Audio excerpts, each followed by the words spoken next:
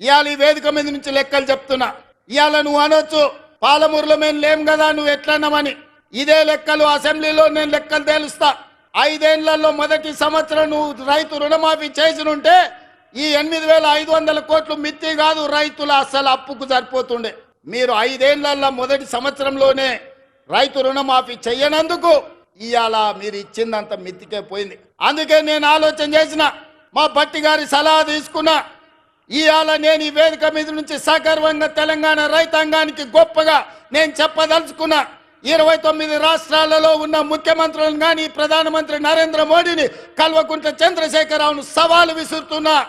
ఈ దేశంలో స్వతంత్రం వచ్చినప్పటి నుంచి ఏ రాష్ట్రమైనా 10 నెలల్లో 25 రోజుల్లో 22,22,062 రైతు కుటుంబాలకు 17,869 కోట్ల రూపాయల రుణమాఫీ చేసిన చరిత్ర ఈ దేశంలో ఉన్నదా అని నేను అడుగుతున్నా. చర్చలకు మీరు సిద్ధంగా ఉన్నారా నరేంద్ర మోడీ గారు అని నేను అడుగుతున్నా.